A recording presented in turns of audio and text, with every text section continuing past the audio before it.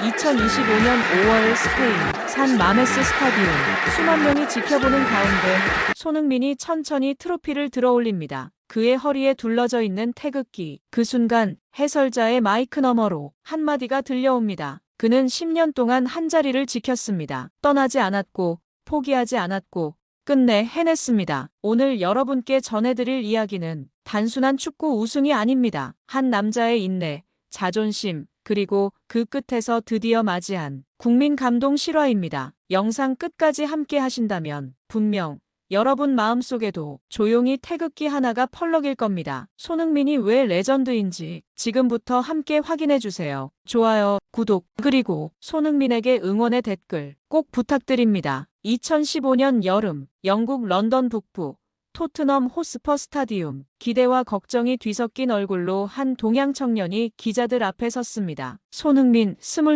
3년 안에 우승하겠습니다. 힘주어 말한 그의 선언에 기자들이 웃음을 삼켰죠. 그가 몰랐던 건 이곳은 아름답게 지는 법에 너무 익숙한 팀이라는 것. 토트넘의 30년 무관. 그 속엔 희망보다 한숨이 먼저 자리 잡고 있었습니다. 처음 2시즌 손흥민은 벤치에 머물렀습니다. 감독의 교체, 전술 부적응, 몸싸움이 약하다는 평가. 언론은 마케팅용이라 깎아내렸고 일부 팬은 유니폼에 달린 그 이름을 비웃었죠. 아시아 선수는 결국 벽을 넘지 못한다. 그 말은 조용히 그를 짓눌렀습니다. 그럼에도 손흥민은 떠나지 않았어요. 경기 후엔 가장 늦게 훈련장에 남았고 매일 새벽 퇴근하는 청소부 아주머니는 이렇게 회상했습니다. 이름 모를 그 동양 선수가 항상 마지막까지 있었다. 2019년 챔피언스리그 결승. 그는 팀을 결승까지 올려놓았지만 우승은 허락되지 않았습니다. 무관의 그림자는 더 짙어졌고 동료들은 하나둘씩 팀을 떠났죠. 해리 케인, 에릭센, 요리스, 트리피어. 토트넘의 전성기를 함께했던 이들은 이적 후 트로피를 차지했고 오직 손흥민만이 남았습니다. 팬들 사이에서도 말이 돌았어요. 잔류, 멍청한 거지. 우승이 목적이었으면 진작 떠났어야지. 하지만 그는 조용히 고개를 숙이고 뛸 뿐이었습니다. 그가 유일하게 꺼낸 말은 이것뿐이었어요. 남는다는 게 도망치는 것보다 어렵잖아요. 2022년 프리미어리그 득점왕, 아시아 최초, 그것도 페널티킥 없이 만들어낸 기록. 그러나 그조차도 무관 앞에서는 빛이 발했습니다. 트로피 하나 없는 에이스가 의미 있나? 그런 댓글들이 그를 쫓아다녔죠. 2023년 해리 케인이 떠났습니다. 그리고 손흥민은 주장 완장을 받았어요. 아무 말 없이 그는 유니폼을 입었습니다. 손 세 분. 그 이름 아래 조국의 상징 태극기가 조용히 그의 마음에 피어올랐습니다. 의심의 눈으로 바라보던 그 남자.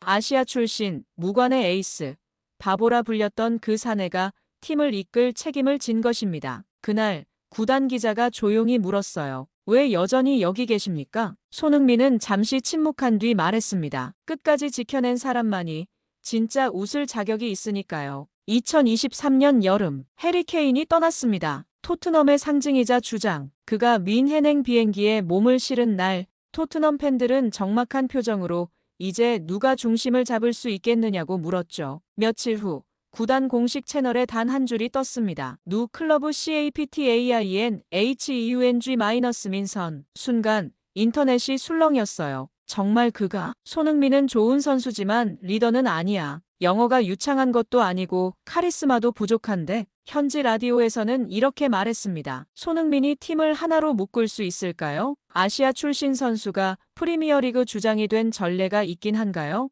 악에 없는 의심이었지만 그 말 속엔 분명한 편견이 있었어요. 아시아 선수는 팔로워, 리더는 아니다라는 오래된 도식. 하지만 손흥민은 침묵했습니다. SNS에도 인터뷰 요청에도 응하지 않았어요. 대신 그는 제일 먼저 훈련장에 도착했고 가장 마지막에 떠났습니다. 로메로, 포로, 벤탄쿠르. 성질 급한 유럽 선수들과 어울리기 위해 전술회의 전마다 웃으며 먼저 말을 걸었어요. 경기 도중 거친 플레이가 오가면 중재자처럼 심판을 향해 조용히 다가갔습니다. 부주장이 된 크리스티안 로메로는 훗날 이렇게 회상했어요. 그는 소리치지 않았습니다. 대신 누구보다 먼저 뛰었죠. 그게 우릴 움직이게 했습니다. 그의 가을, 토트넘은 홈 5연승을 달렸어요. 화려하진 않았지만 강단 있는 팀, 그리고 팬들도 점점 바뀌었습니다. 손흥민, 은근히 진짜 리더다. 말보다 행동이 먼저인 주장. 그를 따르는 선수들이 많다는 게 모든 증거다. 그러던 어느 날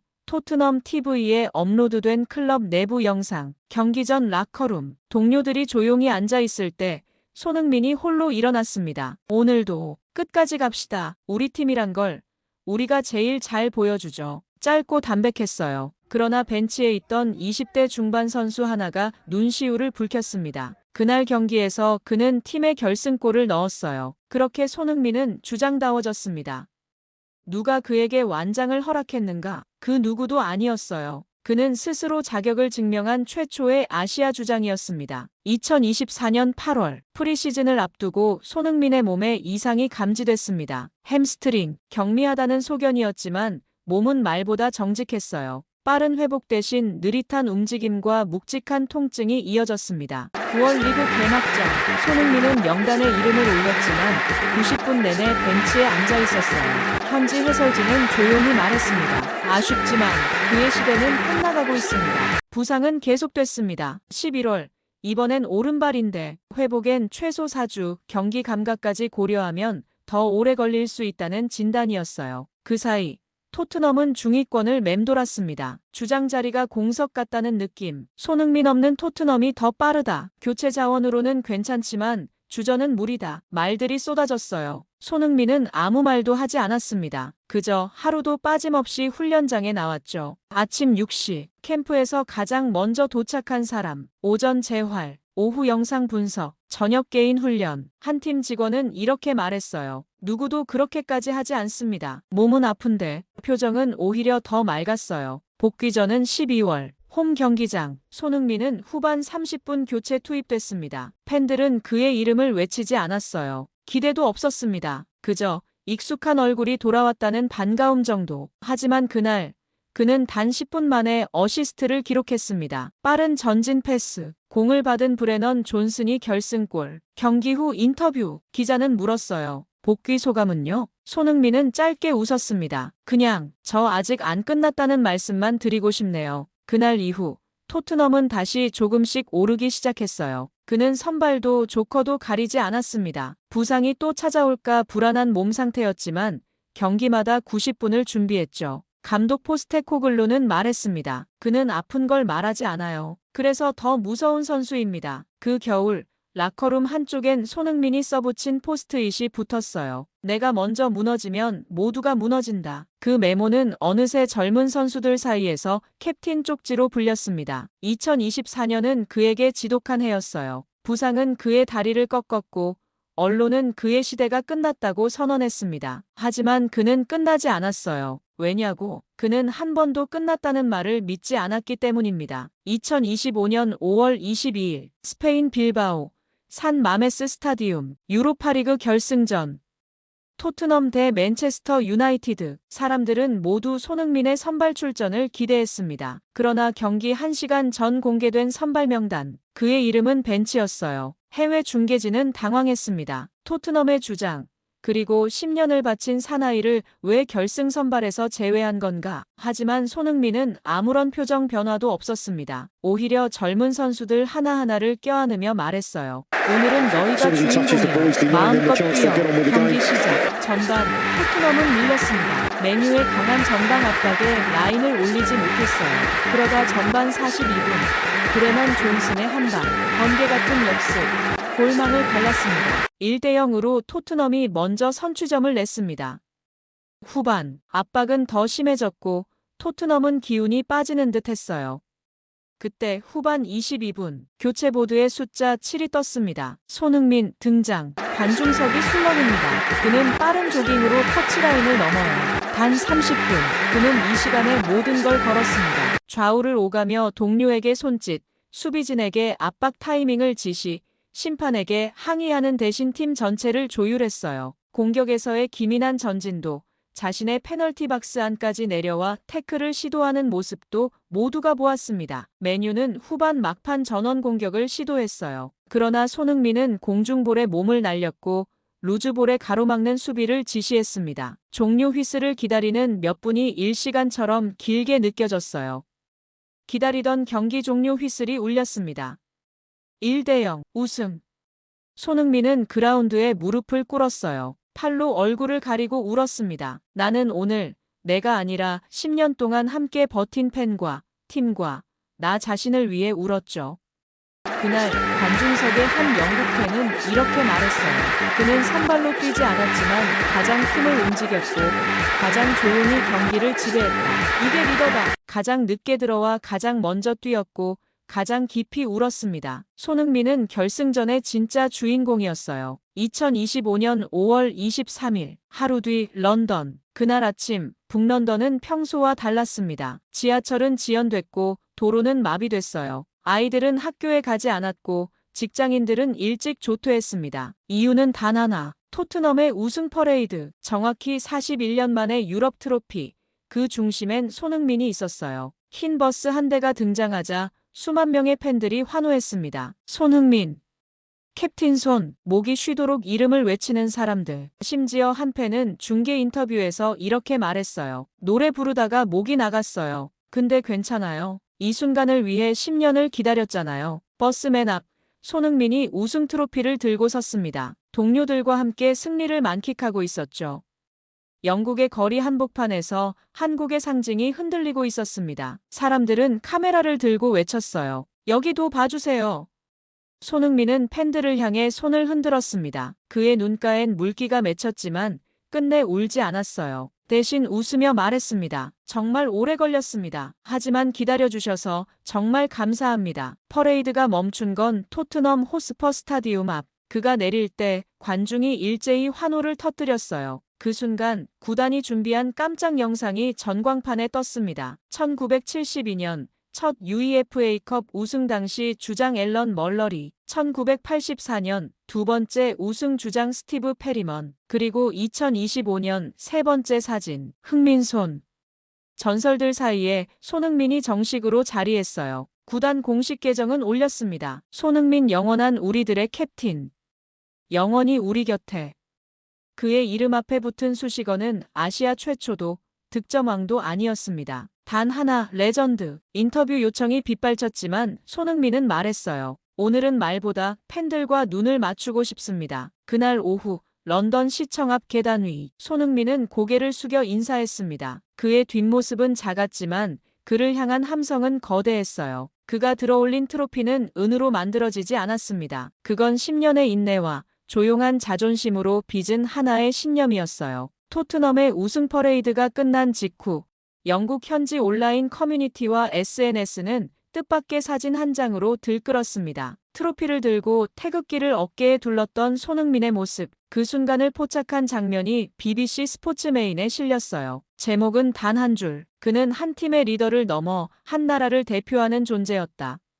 한국 팬들은 이 이미지를 보며 울었습니다. 그리고 영국인들도 울었어요. 어느 50대 영국 팬은 인터뷰에서 이렇게 말했습니다. 그가 우승 트로피를 들었을 땐 토트넘의 주장이었죠. 하지만 태극기를 두른 순간 그는 전 세계에 한국이란 나라를 알렸습니다. 태극기는 그저 국기가 아니었어요. 그것은 손흥민이 어린 시절부터 지니고 살아온 정체성이자 신념이었습니다. 그의 얼굴은 웃고 있었지만 눈빛은 참 오래도 기다려왔다는 듯 흔들리고 있었어요. 한 장의 사진은 런던 중심가 전광판에도 걸렸습니다. 런던 템즈 강변, 밤하늘에 떠오른 슬로건, 손흥민, 코리언 캡틴.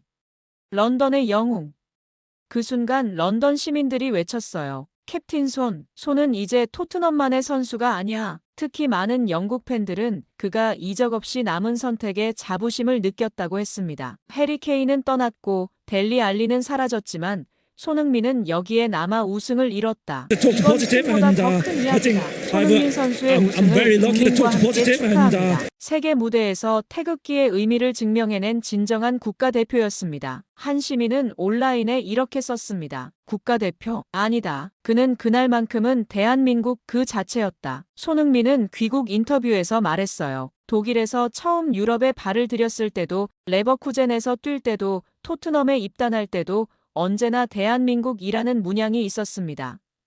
제가 이긴 게 아니라 그걸 품고 있던 제가 끝까지 견딘 거예요. 그는 트로피를 든 선수가 아니었습니다. 국기를 들고 국가를 증명한 사나이였어요. 그날 이후 손흥민의 이름 앞에 붙는 말은 달라졌습니다. 한국 축구의 에이스가 아니라 한국 그 자체. talk to 그의 positive 마지막 and 인터뷰가 I think 가슴을 찢었다. I'm 빌바오산 very lucky 마메스 to talk to positive 스타디움. and 경기가 끝난 I 지 think 1시간이 지났지만 I'm very lucky to 여전히 talk to 흥분이 positive and 가라앉지 않은 I 손흥민이 think 기자들 앞에 I'm 섰습니다. very lucky to talk to 유니폼은 positive 땀에 젖어 and 있었고 I think 얼굴엔 아직도 I'm 믿기지 very lucky to 않는다는 talk to 표정이 positive and 역력했어요. I think 손흥민 선수 드디어 I'm very lucky to 17년 talk to 무관의 positive 역사를 and I 끊어냈습니다. think 소감 한 말씀 부탁드려요. 그는 잠시 숨을 고르며 말했습니다. 항상 어려운 길을 선택하고 누구도 하지 못하는 일에 도전하는 게 제 철학인 것 같아요. 오늘 10년 동안 있었던 토트넘에서 아무도 해내지 못했던 걸 이뤄내서 너무나 기쁩니다. 이 모든 건 여러분들의 응원과 사랑 덕분에 가능했어요. 진심으로 감사드려요. 경기 종료 직후 그라운드에 무릎을 꿇고 우시는 모습이 인상적이었는데 그 순간 어떤 기분이셨나요? 손흥민의 목소리가 떨리기 시작했습니다. 말로는 표현할 수 없는 감정이었어요. 여태까지 해왔던 노력들, 저를 위해 희생해주신 분들, 사랑해주시는 분들, 우리 선수들, 고생하시는 스태프들, 모든 게 한꺼번에 떠올랐거든요. 처음 느끼는 감정이라 더 뜻깊었습니다. 이 우승은 혼자 해낸 게 아니라 팀 전체가 이뤄낸 거잖아요. 동료들에게 한 말씀 해주신다면? 그는 잠시 말을 멈추고 깊이 숨을 쉬었어요. 고맙다는 말로도 부족해요. 10년 중에 가장 힘들었던 시즌이었는데 어린 선수들이 다 함께 이겨내고 똘똘 뭉쳐서 하나의 목표만 보고 달려가는 모습을 보며 저도 큰 영감을 받았어요. 조금은 못난 주장을 두고 힘들었을 텐데 끝까지 포기하지 않고 멋진 모습 보여줘서 진심으로 고마워요. 마지막 질문이 나왔습니다. 현재 계신 팬들뿐만 아니라 한국 시간으로 새벽인데도 많은 한국 팬들이 경기를 지켜봤는데요. 한 말씀 부탁드려요. 손흥민은 카메라를 바라보며 감정이 북받쳐 오르는 듯 잠시 말을 잇지 못했습니다. 저를 좋아하시는 분들도 계시고 싫어하시는 분들도 분명 계실 거예요. 좋아해 주시는 분들한테는 너무 오래 걸려서 정말 죄송하다는 말씀 꼭 드리고 싶어요. 그리고 저를 싫어하시는 분들은 이걸로 인해서 조금이라도 좋아해 주시는 마음이 생겼으면 좋겠습니다. 그는 잠시 멈춘 뒤 계속했어요. 한국인으로 태어나서 자랑스럽고 이 완벽한 퍼즐을 맞추는데 가장 큰 역할을 해주신 팬분들께 진심으로 감사드려요. 앞으로도 제가 할 수 있는 한 최선을 다해서 여러분께 즐거움을 드릴 수 있도록 노력하겠습니다. 진심으로 다시 한번 감사드립니다. 그 인터뷰가 끝나고 한 스페인 기자가 동료에게 속삭였어요. 저 사람은 트로피를 든 게 아니야. 5천만 한국인의 마음을 들어올린 거지. 밤이 깊어가는 빌바오 스타디움에서 손흥민의 진심 어린 목소리는 전 세계로 퍼져나갔습니다. 2025년 5월 24일 토트넘 구단 공식 채널에 한 장의 이미지가 올라왔습니다. 1972년 앨런 멀러리, 1984년 스티브 페리먼, 2025년 손흥민. 유럽 대항전에서 우승 트로피를 들어올린 단 셋의 주장. 그 사진 한 장으로 손흥민은 공식 레전드로 선언됐어요. 온라인 게시글이 올라간 지 몇 분 만에 댓글이 폭주했습니다. 진짜야? 이거 진짜야? 손흥민이 드디어 저기 들어갔다고? 소름 돋는다. 레전드 반열에 올랐네. 그의 이름은 구단 명예의 전당에 새겨졌습니다. 토트넘 스타디움 로비에는 거대한 초상화가 걸렸고 팬스토어 한편엔 SON 7주장의 시대라는 이름을 딴 특별 에디션이 전시됐어요. 더욱 의미 있는 건 토트넘 어린이 아카데미였습니다. 유소년 선수들이 매일 지나치는 복도 벽에 이 문장이 금색 글씨로 새겨졌어요. 손흥민, 끝까지 남아 싸운 진짜 리더, 떠나지 않았고 포기하지 않았던 남자. 그 영향은 즉시 나타났습니다. 런던의 한 초등학교 운동장에서 10살 된 아이가 친구에게 말했어요. 나 커서 손흥민처럼 뛸래. 진짜? 나도. 태극기 들고 골 넣을래. 어느새 그의 존재는 단순한 축구 선수를 넘어 꿈을 품고 사는 모든 이들이 닮고 싶은 사람이 되어 있었습니다. 한국에서의 반응은 더욱 뜨거웠어요.